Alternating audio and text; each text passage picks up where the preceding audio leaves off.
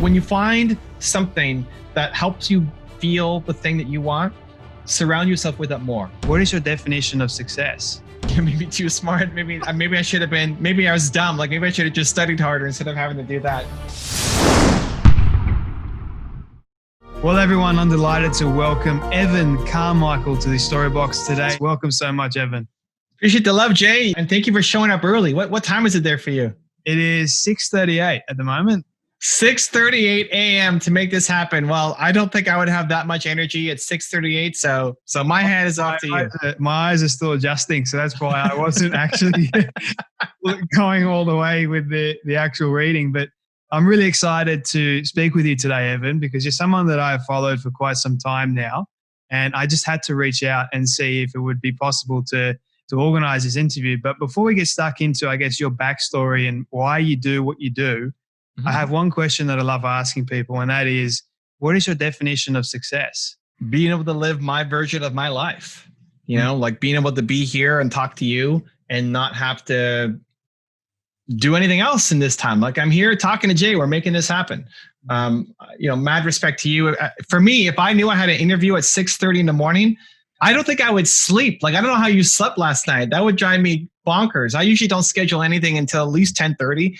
Just because I worry about it impacting my sleep, because I would get nervous about being ready and potentially disappointing them and all that stuff. Drives me nuts. But I think that's why a lot of people want to become entrepreneurs. It's because you get to live your version of your life. And then what I would add on to that is just figuring out how you can serve, figuring out how you live your life, but then also help others in the process, because we all want to be able to serve others, help others.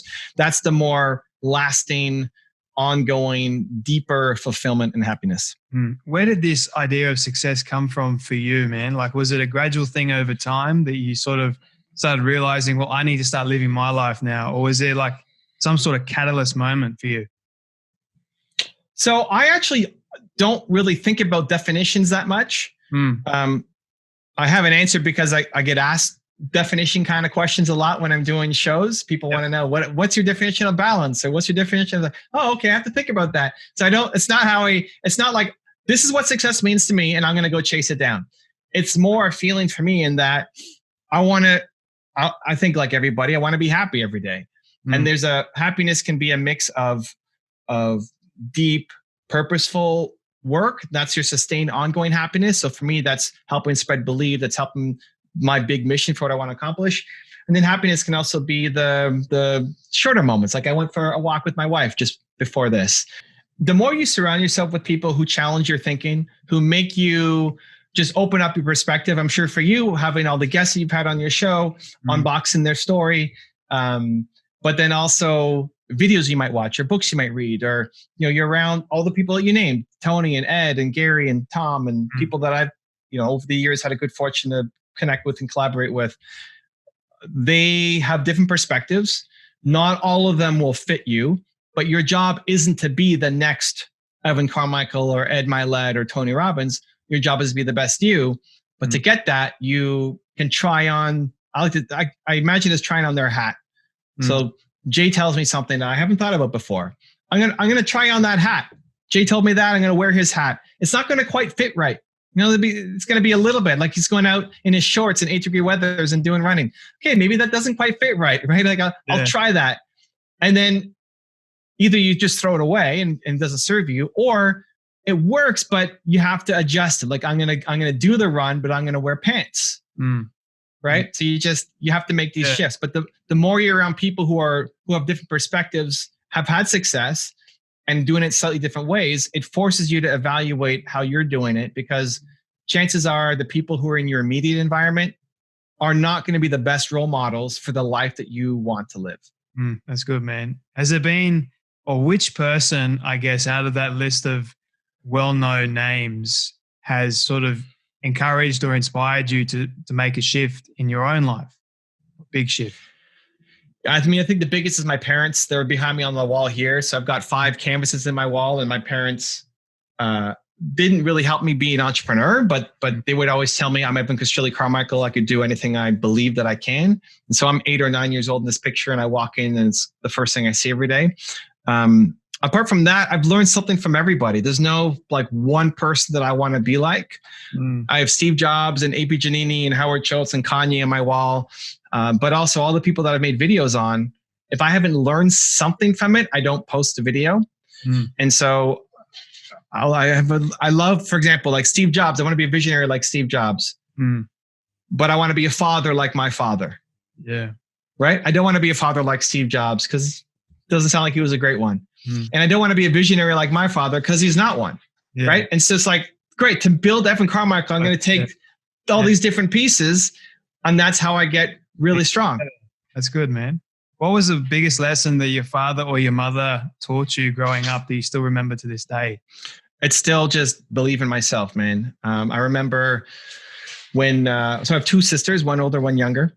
They always did really well in school, got straight A's, and I was the B and C student. I wasn't failing, I wasn't terrible, but I was kind of B and C. And I remember every time we got a report card, twice a year, we'd have to have the talk. I'd have to go up to my parents' bedroom. We'd sit on the bed and we'd look at my report card. And it's like, I'd always dread it. Yeah. And what I always appreciated from it is, they had expectations that I should be getting better grades, but they would always leave me feeling like I could do it, right? You're Evan Carmichael. You can do anything you believe you can, as opposed to you better do this or you're punished or we're taking away dessert or whatever. It was always leaving on hope. And I remember I still, I still don't feel necessarily great in the moment. I still tried to avoid those conversations. I remember if I got under a certain score on a test, I had to have it signed by my parents. Oh.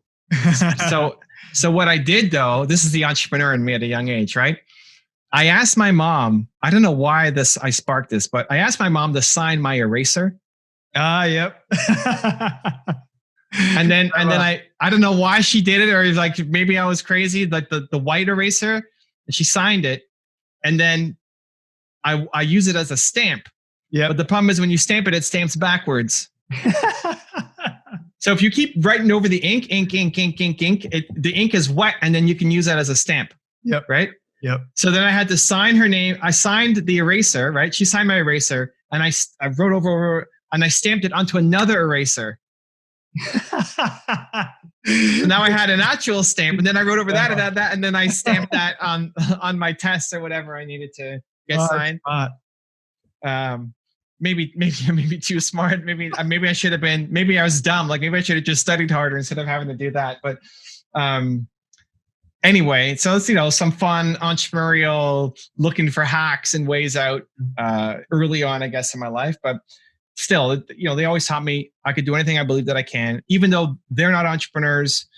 I have two sisters, one older, one younger, and we're all three doing very different things. And I'm grateful that they didn't push us that you have to go off and do X. Yeah. So that was, and it's like still, I have a 10-year-old son. It's the same thing I try to give to him is, hey, you don't have to be an entrepreneur. Go be an artist, be a singer, move to Australia, like whatever, go do it. Do it. Australia's great. Especially Australia. Yeah, Sydney, Australia. It's the land down under is the best here. Except the weather's hot most of the time. But for you, Evan, I'm curious to know this topic of belief and believing in oneself. How can someone, or what are the strategies that someone needs to implement in their own life to actually start believing in themselves? There's two things I would do. The first is whatever helps you feel that from an external source, have more of that in your life. So if watching my videos does it for you, great. I have 6 videos a day going up on my channels. There's something for you every day. Wow. If listening to Jay, like how many episodes of the show do you have? I have a total of 100, and this will be 113th episode that I recorded, and I've released only 28 of them. Why? I'm getting there. Okay. So we need to fix that. Yeah. But there's 28 at least that are out. So go back and listen to the other 28, right? So like when you find something that helps you feel the thing that you want, surround yourself with it more. Like the fastest way to learn Japanese is to go to Japan. So be around it more. This is a podcast, but if anybody's watching video, I have my office And the first thing Jay said was, man, I love your office. Well, it's set up with intent. Like everything in here means something to me. It may not mean something to you or people watching, but it means something. It's been designed carefully. Even what I wear is designed carefully with the intent of making me believe more in myself. So what is the thing that helps you believe? What external sources? And then put that into your morning routine instead of hoping that it happens. The next thing is then action, which is you have to do the thing that you're afraid to do, even micro steps. Before we even recorded this, we talked about how I'm on a trampoline and I'm at a stand-up desk, and you said, I want to do that. You know, one day I'll do that, right? Like I want to eliminate one day from my vocabulary. If that was me and I said that, today I would go off and buy a stand-up desk or just move my computer and go to a cabinet and just start working from it. Yeah. And find a trampoline, whether it's from my homies, from my friends, my mom in the garage, set it up on the treadmill, like anything, just to start teaching yourself. I come up with ideas. My ideas are genius and I'm going to do something about them. That starts building the belief, because the more that you, and not just you, Jay, and you, everybody, the more that you say you're going to do something and then don't do it, or say it's going to happen someday, right? Like 28 episodes versus 113. In that, it means everything is slowed down, not just the podcast release. In listening to that, it tells me you're too much of a perfectionist and it's actually preventing your growth. You're working hard. You're willing to wake up at 6 a.m. or whatever, get ready, talk to some guy from Canada. You know, like I wouldn't do that.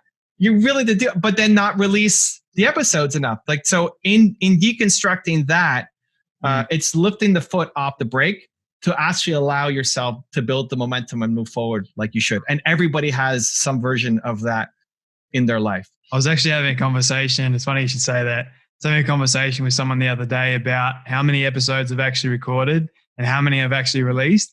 And they're like, that needs to change. And I'm just like, okay, how am I going to do it? So yesterday I spent pretty much the whole day in actually editing quite a few and figuring out days that I can actually release multiple episodes. So what I want to do is have 2 a week at least released.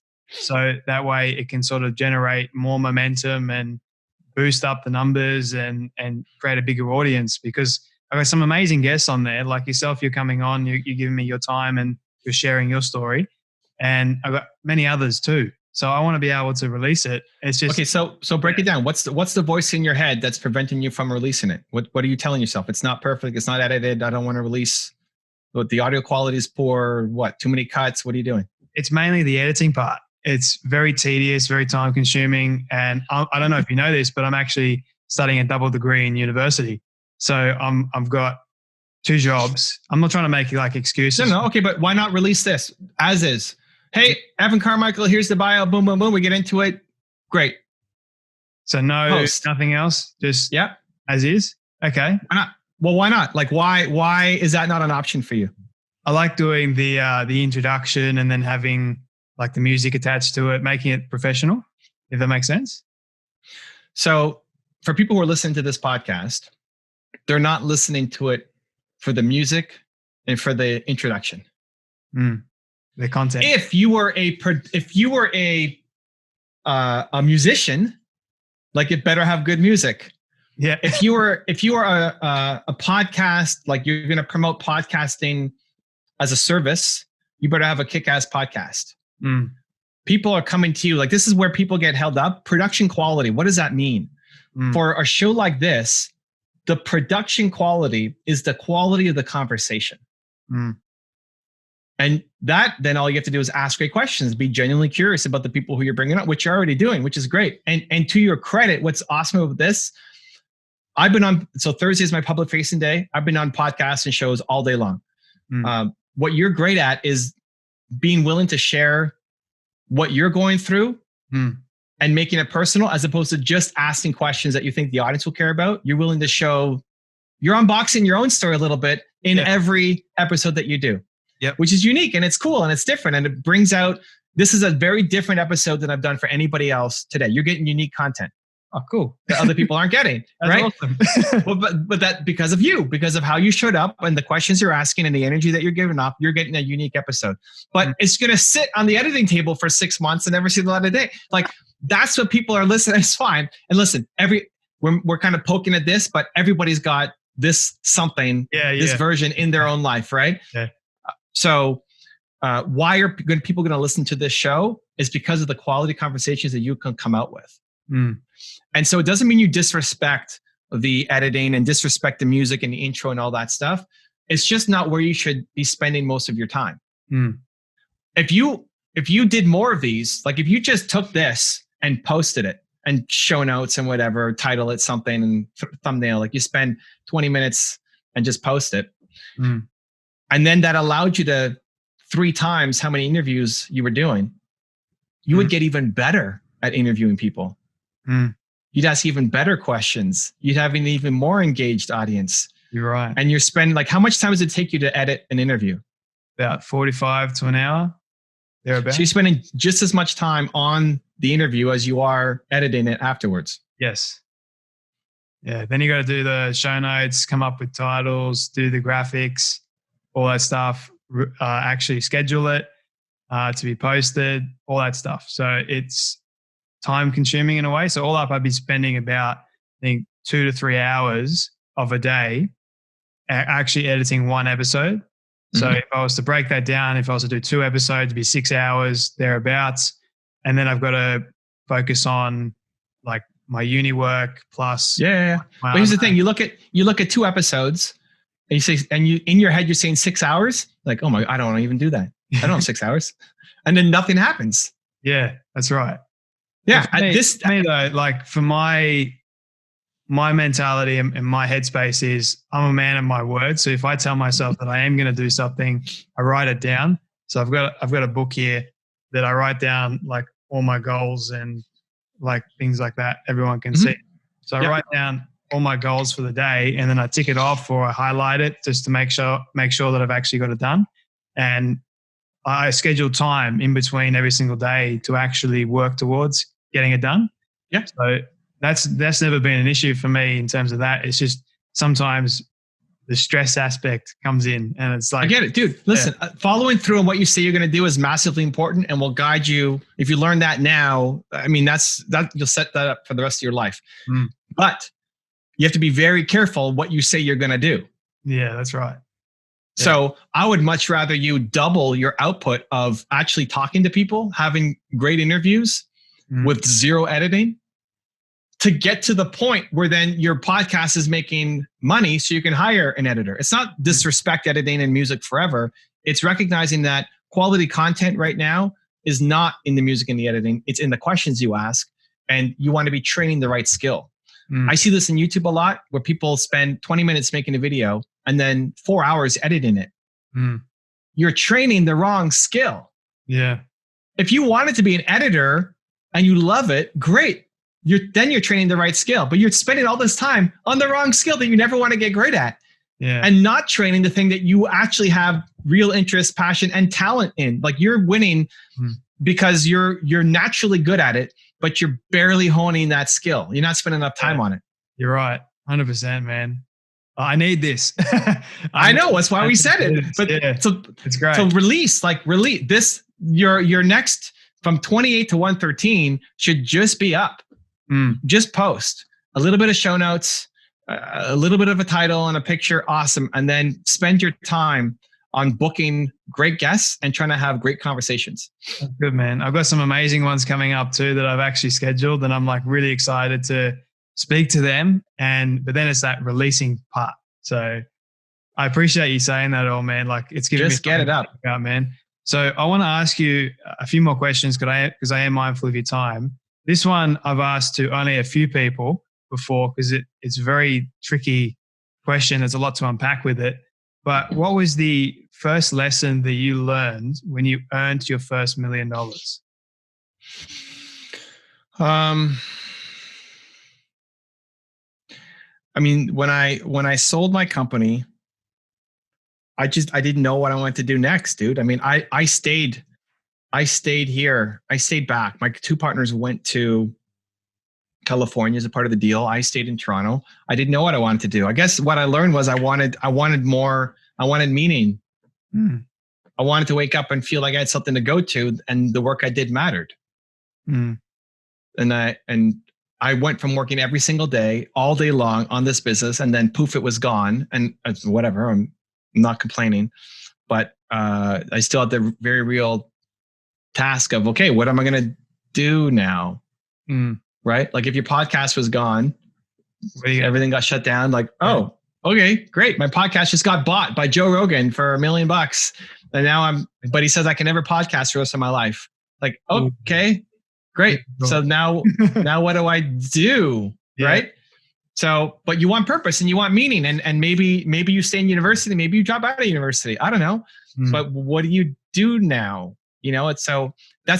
And whether you have money or not, that's a very real question, and one that I think everybody should be asking. Like, how can you be of service? How can you feel like your life has meaning by serving other people? What does that look like for you? That's a good answer, man. I don't think I've ever thought of it like that. When you think about earning $1 million, the purpose aspect, like why is this meaningful in my own life right now? Like, I think it's just, okay, I've earned $1 million. What's next? Kind of thing. Yeah. I think people have two sets of problems. There's money problems, paying the rent, paying university, paying internet, paying for editor, paying for gas, whatever, money problems. And then there's life problems, purpose, love, health, relationships, right? Like having $1 million doesn't make you feel any less sad that your mom died. That's right. Right? There's still life problems. Yeah. So many people are focused just on the money problems, which is great. And it does solve it. Great. Like, yes, I was making $300 a month and I couldn't afford to go to McDonald's for a full meal. Right. I don't have to worry about that anymore. I'm grateful that those problems don't exist, but there's still life problems. Yeah. In a lot of cases, the life problems are, if you think about the biggest problems that you've had, it's not usually a financial one. It's like the loss of something, like a breakup. I have no worth. I have no meaning. My parents are gone, or like those are life problems that everybody faces, whether you have money or not. So it's worthwhile asking the question, because solving those problems can actually help you make money. There's a lot of ways to make money. Why not make money doing something purposeful instead of making money just to make money? That's right. Yeah. It's good, man. My last question for you is, I want to give you a chance, because you've written a new book called Built to Serve. I want to give you an opportunity to share why you actually decided to write this book in the first place. What's it about, and why should people actually buy it? Cool. And let me tell you, Jay, it's been fun watching the sunrise kind of come up over the course of this. Yeah, like you got a window open behind you, and it was dark, and now it's slowly getting. Yeah, it's nice. It's like the sun is rising on our conversation. It's beautiful. I love it. It's really poetic. Yeah. It's almost cool. Like if you switch the angle and you're in front of if you do this again, then you're like in front of the window. Yeah. And then you're dark, and then over the course, you just get lighter and lighter and lighter. Anyway, good idea. My weird brain works, but built to serve. The idea is you're built to serve. Humans are built to serve. If you're not happy, it's because you're not serving. Some people want to serve the world. You and I have a big mission, a big message. You want to help a lot of people. And some people are built to serve the 25, so closest people to them. Not a big mission, but still built to serve. So it's actually hardwired into us. Serving others, it did functional MRIs on people's brains, and serving others hits the same part of your brain as having food and having sex, which are also both pretty important as humans. Yep. So it's like it's that level of importance. So if you're not, if you're not eating, if you're not eating, you're not happy. If you're not having any sex, you're not happy. And if you're not serving others, you're not happy. Right. So it's that level. So if you're not happy, chances are it's because you're not serving. And so what the book walks through is, one, just understanding that. And that's already eye-opening. Even just asking the question, how can I serve others more, creates a lot of opportunities, because you weren't even thinking about that question before. And not you, Jay, but you audience. But then how do you serve? Whom do you serve? How do you turn that into a business so that you're not only doing this thing on the weekends and evenings and you have some job that you hate, during the day? How can you turn this into a full-time thing so you have success, to your very first question, in whatever that definition that means for you, and you can build a team and then serve even more people. So that's what we cover in the book. And where can people buy the book? If you want the signed copy with a bunch of bonuses, you can get it from my website, evancarmichael.com. Otherwise, you can get it just from Amazon. Awesome. Evan, I really appreciate your time. I know we've run out of time. I wish I could talk to you for ages. There's so many more questions for you, but I really appreciate you, man. You've been very helpful, giving me a lot to think about. So there's a lot of value in this conversation right now. And one day I hope to meet you. So thank you so much for coming on Storybox. If you want to see another awesome interview I did, check the video right there next to me. I think you'll enjoy it. Continue to believe, and I'll see you there.